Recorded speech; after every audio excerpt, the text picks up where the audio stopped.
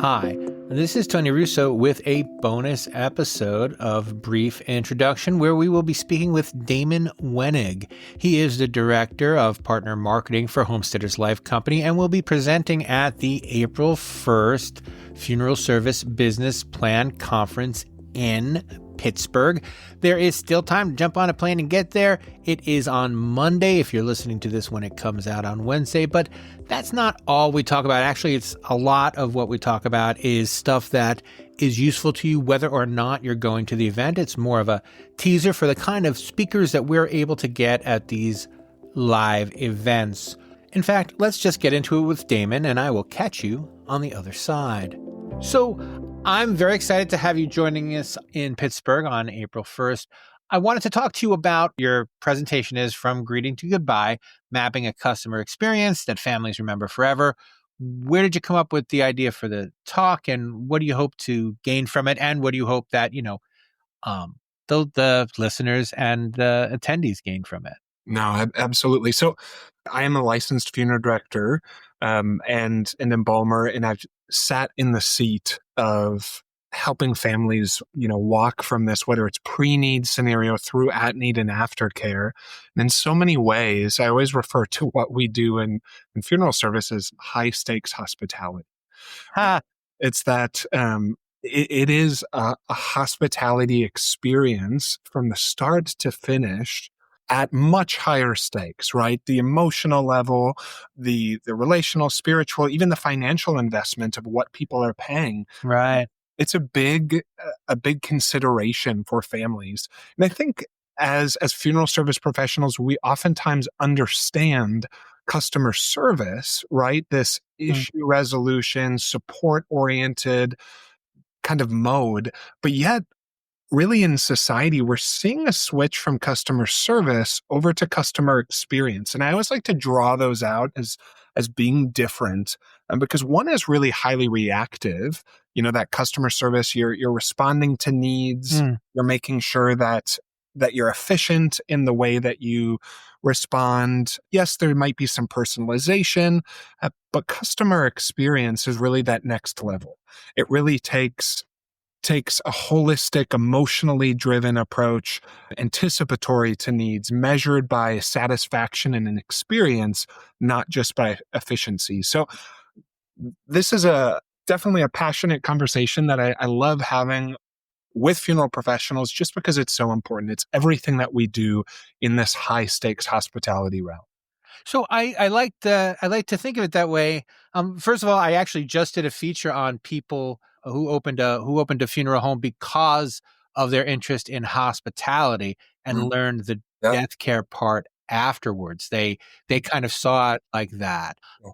But what interested me about what you just said was the customer service, almost not to say it pejoratively, but it puts it on the customer. It's like, what do you want? Tell me. As opposed to this is how things can be done. It presents options rather than questions. Is that too subtle? Is that too hand-handed? I think that's exactly it. Good customer service can be just that. It can be good, but it can also be forgettable. And it's the difference between functional, but just because something's functional doesn't mean it's memorable. Right. Functional, it can also be forgettable. Just because you're having good customer service doesn't mean that you remember that was an impactful experience, right? And mapping that experience, and that's kind of the form function of what we'll be talking about more at the event is how do you articulate and really put yourself in the shoes of the consumer from, maybe the first call to setting up a pre-need all the way through the time of that need, all the way through aftercare and maybe even a referral cycle back into the next pre-need and so on. So it's the cyclical nature of what we do. But I also think that sometimes we get lost in that. It takes a lot of intentionality to create exceptional experience. It must, because the other thing that we're going to talk about, it always comes up, and for good reason, is, there's always a conversation about, well, people are more interested in moving to digital and they want a frictionless experience. But it can't be completely frictionless because you have to, make a connection. And whenever you're always taking a chance when you're making a connection. And it's a big chance, as you said, it's a high stakes Yeah. chance to take, but it's one that's often worth taking both because it's good for business and it's good for the people. Yeah. And I think that, different channels of communication really in marketing, we use this term omni-channel approach, really don't negate the personal. I think it amplifies the personal connectivity. Because customers don't always remember what worked correctly, but they do remember the frustrations or the moments that felt impersonal. And sometimes the impersonal connection happens through the digital mode, but then it's, that personal mode there is right behind it to soften it. And in the funeral profession, we can't just afford to kind of fix problems or be reactive. Really, we're the proactive guides through the grief journey for people. So I think there's a both and approach there. And when you talk about kind of creating an experience, I guess there's like a malleable template that you want to develop. Does that sound right? Yeah, no, I really I believe that customer journey mapping is outside of obviously the funeral profession, but even the customer experience realm as well. It's really a Sigma approach for people to map and articulate how a customer experiences something and then into the point of conversion.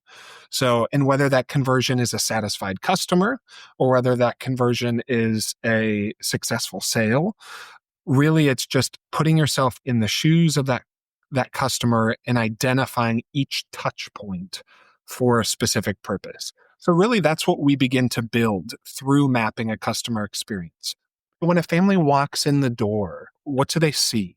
What do they experience? What do they smell? What core memories might resonate? All of these different angles and realms, rather than just saying, our customer comes in and they sit with us. It creates a heightened approach for our customers' needs, really. And we've spoken about this before on other shows, but I always like to ring the bell when I'm allowed to. And when I'm provided the opportunity, this idea of touch points, it's, there's really no failure in multiple touch points because there's no good way to say it. Everyone is going to die and you want them to think well of you. Yep. If they say no for 10 years, if they say no for 20 years, as long as you're the funeral home in their mind, that is what's critical. I think there's a lot of validity to that statement, right? There's the brand recognition, but there's also, the reality is we're living in a world that really has kind of changed customer loyalty, I think, on the head.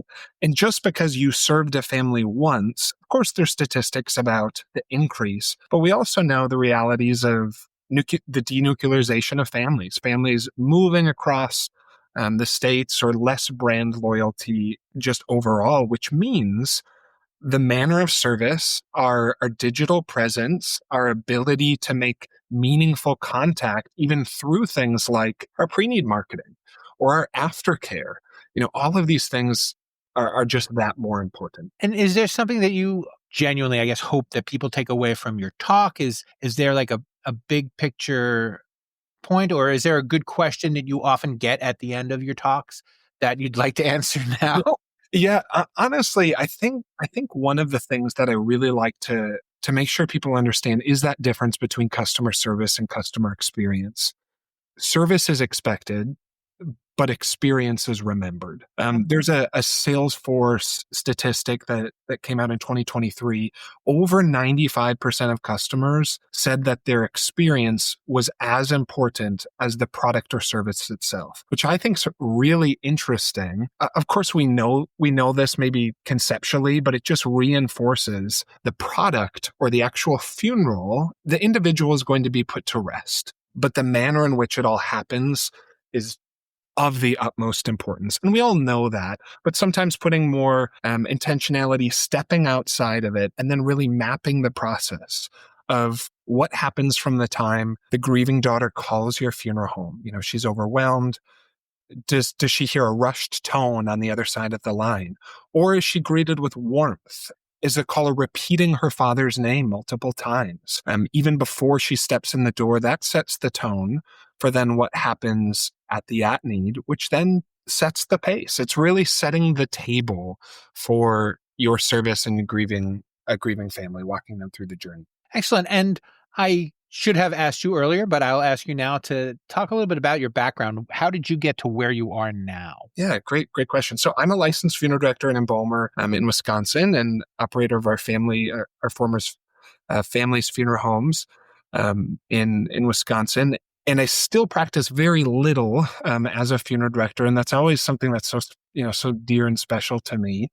But primarily, I work for homesteaders as the director of partner marketing, which really just means I get to come alongside funeral homes and help the efforts of marketing resources that we provide, making sure that they're best in class, making sure that they're applicable and that they're performing well. And really, I very much see the pre-need landscape, the at-need landscape as a part of this larger sphere of end-to-end service to families. So regardless if you're in the pre-need world, if you're regularly meeting with families or taking funerals or involved in the preparatory care side of our work, we're all building towards it. But my background was also in marketing. Prior to education and background in marketing, worked at an agency in Chicago, and then kind of back in that realm, but within the profession now. And that is all I have for you, unless you have something else for me. Is there something I should have asked and didn't, or something you thought you'd get the opportunity to say, but I didn't provide it? Oh, no, it's been great to chat. I look forward to connecting with people at the event, and what we do is important, and there's always opportunity for us to heighten the level in what we do with excellence and great care. So looking forward to discussing just that. Excellent. Thank you so much. Thank you. The Funeral Service Business Plan Conference is only one of the many virtual and in-person events Kates-Boylston has during the year. We've got another couple coming up in May. We have one about pre-need coming up in May, but for a list of all of the events, you can go to events.kates-boylston.com, and that will get you everything you need. This has been a Kates-Boylston production. It was written and edited by me, Tony Russo. Please subscribe wherever you're listening now, and we will check in with you Friday with In Case You Missed It. See you then.